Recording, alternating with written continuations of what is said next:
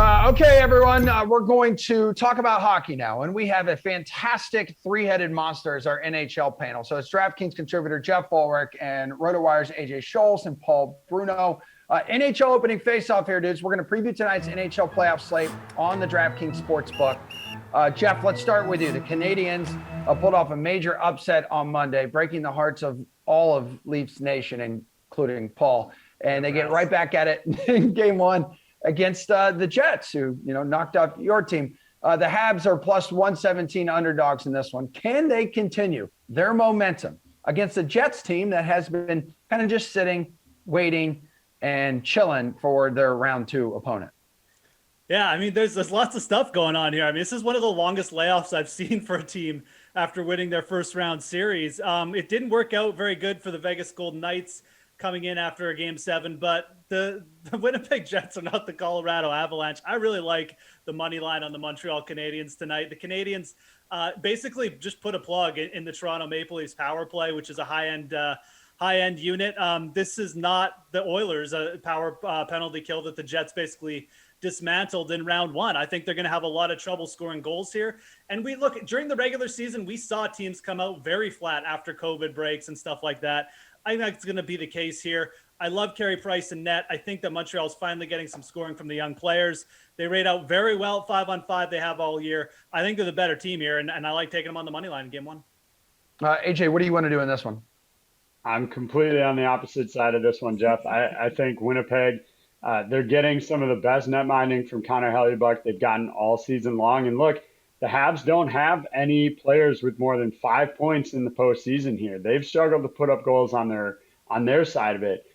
For the Jets, you've got Blake Wheeler and Mark Scheifele leading the way. I get we've got Carey Price between the pipes for Montreal. He's certainly no slouch, but with Winnipeg favored at minus 132, you could definitely take a look at that. I will even consider going puck line on this one, giving up the goal and a half for the Jets to get some plus 185 value, because I do think they have more offense, and Hellebuyck has just been lights out and playing some of his best hockey all year. Okay, Paul, which side are you on here? I'm on with my partner, AJ Emerson. The biggest advantage the Canadiens enjoyed in their first round triumph was in the close checking physical style of play that was dictated through games 5 and 7, as well as the edge that Carey Price gave them in goal. Those pluses will be offset in this matchup because Winnipeg actually has a bigger, more physical team than the Habs do, and they have the defending Vezina Trophy winner in the net as well in the person of Connor Hellebuyck. Like AJ, I'm expecting a Winnipeg win tonight. This sounds like the recipe of game one for the Western Division, though I don't expect the Habs to be run out of the building like the Knights did in their opener of that set. So I'm taking the Jets like AJ to win by 2 or more for a nice payoff in game one. Yeah, speaking of the Knights here, my friend, Avs and the Golden Knights, that is tonight. That's game 2. So Vegas just demolished Colorado in game 1 by a score. It was like 7-1, right? And so it makes sense that they are minus 182 favorites for game 2. Can Vegas rebound? Can Vegas rebound, or are the Avs going to run away with this series? I look for the Knights to make a much tighter fit in game 2, and I'm expecting this one to be a 1-goal margin final score, possibly even going to overtime. The Knights have had a chance to catch their breath, guys, after a 3-day layoff and be ready for this one. During the regular season, these teams were ranked 1-2 overall in the NHL, and they split 8 head-to-head games. So the disparity that you saw in game 1 is really not indicative of the two teams. I expect this series to be a long one, and the Knights' firepower to respond in game 1 to the game 1 drubbing in a big way. So I think it's a great opportunity to take them on the money line at plus 155. I don't expect to see a number that high for the rest of the series between these two teams. All right. AJ, what do you think? Again, Avs 7-1 over the Golden Knights first time around. You think expect something similar maybe tonight? Absolutely not. Let's not forget who was in goal for the Golden Knights. That was Robin Lehner, making his first start in almost a month, and he did not look good. They'll put Marc-Andre Fleury back in tonight. You're talking about a guy that went with a 1.71 goals against average in the 7 games against Minnesota. 1 shutout there as well. Significantly better in the postseason right now. And as Paul said, that value to go on Vegas tonight is just so astronomical. I don't know how you pass up on that on the money line tonight. Jeff, how does Vegas getting demolished in game 1 kind of impact your approach tonight? Well, look, the guys were obviously way off in their first game analysis, but I think we're on the same page more here. I don't necessarily think you have to take the money line here, although I would not put anyone off it. Those are big odds. I would prefer the under or maybe even the Vegas puck line here as a play. Again, I think Paul's right. I think it's going to be way tighter game. I think a 1-goal game is a very, very likely scenario. Marc-Andre Fleury back in net. I like the under here, though. These teams played 8 times during the regular season. 6 of them saw 5 goals or less. I think with Fleury back in net, and again, like you're getting under 5.5 for -108. Those are good odds. So I think with this being a close game, I definitely would lean the money line on Vegas, but I would prefer playing the under here. I think this one's going to be much tighter checking. Vegas is going to tighten things up. So that's the way I'm playing this one. Ulrich, both of these games can be played individually in DFS in the showdown formats, or you can play both in classic. So what's your favorite NHL DFS play this evening? Yeah, I mean, look, obviously I'm on the Canadian side in that Winnipeg in Montreal game. And I think that if you're going to do that, you should be looking to one of their best goal scorers to potentially captain in Tyler Toffoli.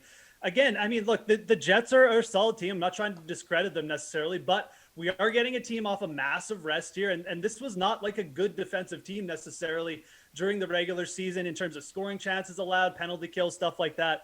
Toffoli's got goals in 2 games. He's been a very streaky scorer during his career. I expect him to get a plenty of ice here and potentially break through for another goal against, like I said, a weak Jets team. Connor Hellebuyck was great in the first round. Is he going to continue the second round? I have no idea. It's goaltending. Anything could happen, but I think taking Toffoli here as a captain in game 1 is fun. Okay, AJ, what's your strategy here? I really like Marc-Andre Fleury as a contrarian play tonight, whether you're going classic or showdown for captain in that slate. I think all the money is going to be on Colorado, given that line at -200, and rightly so. I mean, they've been somewhat unstoppable, so it is certainly a high risk, high reward move. But again, it was Robin Lehner who messed up game 1, and the Flower is a Vezina Trophy nominee this year. And let's not forget, this is a 3-time Stanley Cup champion.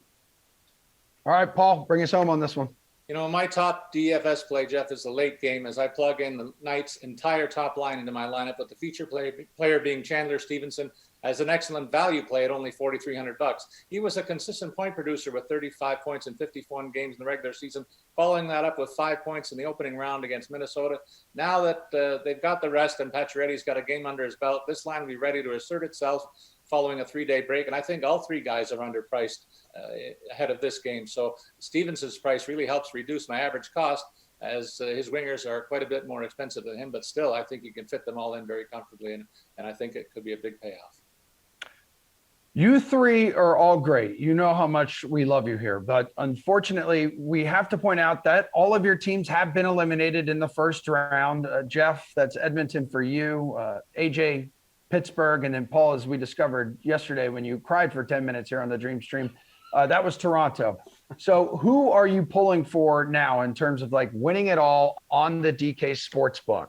AJ, go ahead. Well, I'll start by saying on the DK Sportsbook, I'm going to stick with the Hurricanes. Now, if I'm just going straight fandom here, I'm going to back my guy Marc-Andre Fleury and go cheer for the Golden Knights. But look, I know I should be off the Canes after the first 2 games. But I think the fact of the matter is they're still getting solid net mining by Alex Nedeljkovic. He really has played well in those first 2 games. Yes, getting past Andrei Vasilevsky is not going to be easy. It's a tough hill to climb when you drop 2 games at home.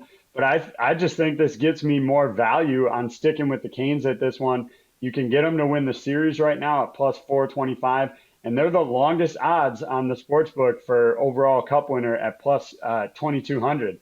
I think that's fantastic value for a team that's lost a pair of 1-goal games and could be back in this by the end of game 4.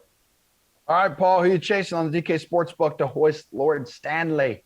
You know what? I'm sure that all 3 of us made a couple of first-round calls with our hearts instead of our heads as those 2 dreadful outcomes played out. But I'm sticking up for each of us when I say that we all made great calls in the first round and many other circumstances that won your viewers good money if you played them. Just like my call last night on Anthony Cirelli. Nobody's talked about that yet, guys.